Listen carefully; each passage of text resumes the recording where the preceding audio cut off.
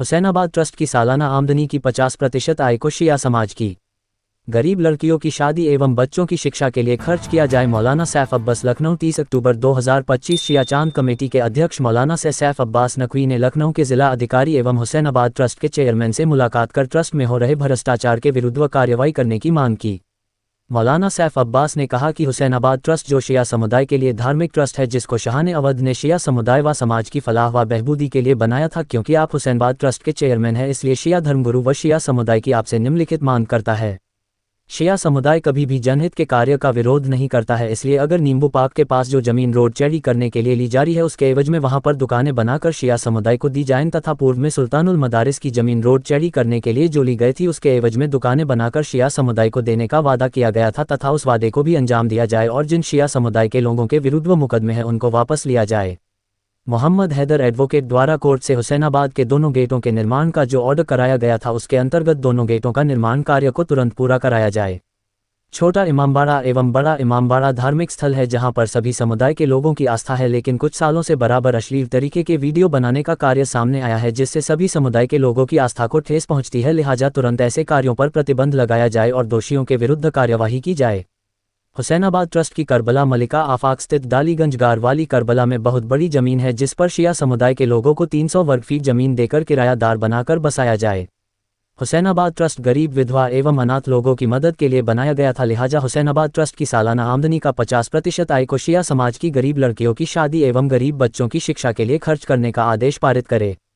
बैठक में मौलाना सैफ अब्बास के साथ मौलाना अफजल हुसैन, जनबा जुल्किफल रिजवी और जनबा साजिब अब्बास आदि मौजूद थे। मौलाना, आप जिला अधिकारी और हुसैनाबाद ट्रस्ट के चेयरमैन से मुलाकात आपने की है, क्या कुछ मामला निकलते हैं? बिस्मिल्लाहिर्रहमानिर्रहीम। देखिए, ऐसा है कि मैं कई दिनों से देख रहा था कि जो नींबू पार्क के पास जमीन है, उस सिलसिले में कुछ सड़क चौड़ी करने का वो मामला चल रहा है।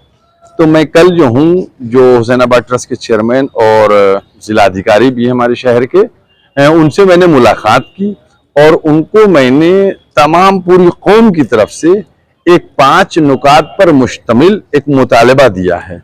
हमने उसमें साफ बात कही है। हमने कहा, देखिए, सड़क चौड़ी करना ये जनहित का मामला है, हम इसका विरोध नहीं करते हैं, ना इसमें हम रोड़ा बनना चाहते हैं, लेकिन हम ये चाहते हैं, चूंकि जो हुसैनाबाद ट्रस्ट है ये शाह अवध ने शिया कम्युनिटी के लिए किया है और यहाँ रिलीजियस है, लिहाजा हम ये चाहते हैं कि अगर हमारा ट्रस्ट हम कोई चीज दे रहे हैं तो हमें मिले भी उसके एवज में कुछ। ऐसा तो नहीं है कि मैं सब चीजें दे दूंगा। तो मैंने कहा कि अगर ये चौड़ी होने की मामला है तो मैं होने के लिए तैयार है, कौम मानेगी इसमें, लेकिन जो उसके बाद जगह बनी है उस पर लैंड से जितनी दुकानें बन जाए वो बना दी जाए। लेकिन मैंने उसके साथ एक और शर्त रखी, चूंकि हमारे साथ एक धोखा हो चुका है, पता नहीं आपको याद है नहीं याद है, आपके नाजरीन को, सुल्तानुल मदारिस की जमीन ली गई थी सड़क चौड़ी करने के लिए और उसमें भी ये वादा किया गया था कि मैं किनारे किनारे दुकानें बनवा दी जाऊंगा, लेकिन आज 20 साल से ज्यादा हो गया वो दुकानें नहीं बनवाई गई हैं। तो इसलिए मेरी डिमांड यही है कि आप वहां भी दुकानें बनवा दीजिए, यहां भी बनवा दीजिए। और उसके अलावा हुसैनाबाद की ट्रस्ट की आमदनी बहुत है। अब मैं, जब तक मुझे मालूम नहीं होगा, मैं फिगर नहीं बता सकता हूं, लेकिन मुझे इतना मालूम है कि आमदनी का 20-25% खर्च होता है, 70-80% आमदनी जो है वो सेव हो रही है। तो मैंने कहा है कि उस 70-80% जो बची हुई है उसमें से 50% आमदनी शिया कम्युनिटी की, जो गरीब बच्चियों की शादी होती है उसमें, या शिक्षा वगैरह की जो होती है तालीम का, उसमें वो डीएम साहब आप एक ऑर्डर करें कि जितनी भी आमदनी होगी इसका 50% जो है वो शिया कम्युनिटी के बच्चों के लिए और इनके लिए खर्च किया जाएगा।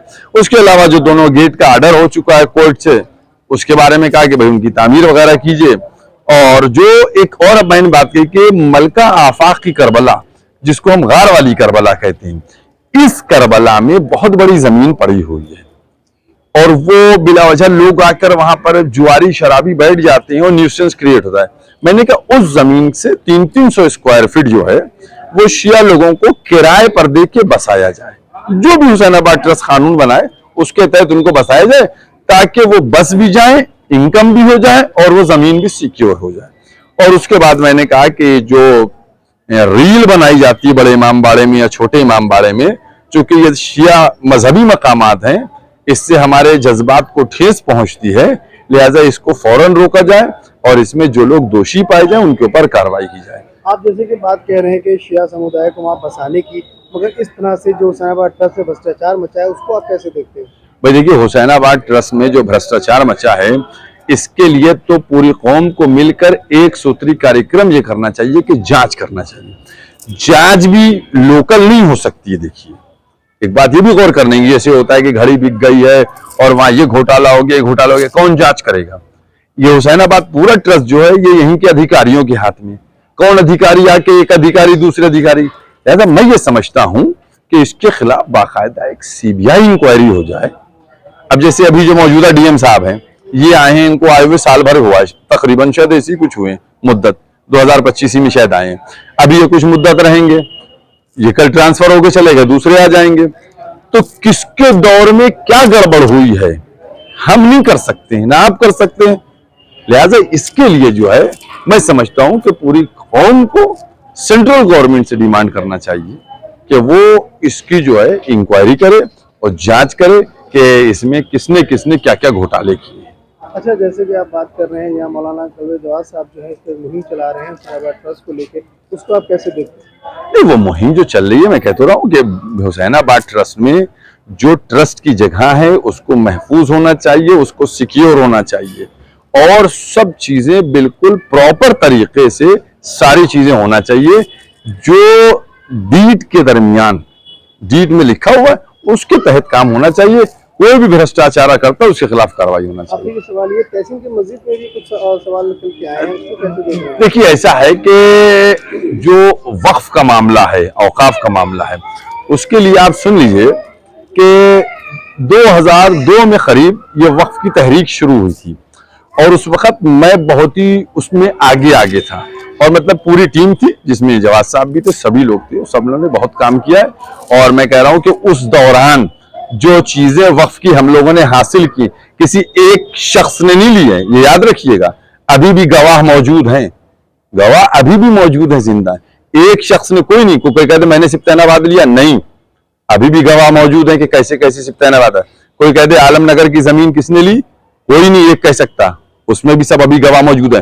और मैं तो आपको कहता हूं, मैं ऑन कैमरा बात कर रहा हूं कि जब ये आलमनगर की जमीन जो है ये हमारे हाथ आई थी, उस वक्त हमने आपके यहीं पड़ोस में, जिनको मैं समझता हूं कि कम्युनिटी के सभी लोग जानते हैं, अकबर हुसैन साहब झल्लू भाई, इनसे मैंने नक्शा बनवाया था। उस वक्त वो पूरी जमीन मेरे इख्तियार में थी।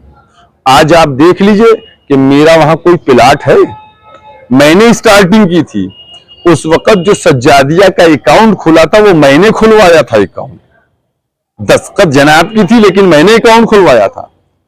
किस ब्रांच में खुला था ये भी मैं बता सकता हूं, कैसे कैसे पैसे जमा होते थे ये भी सब मैं बता सकता हूं, सब बता सकता हूं।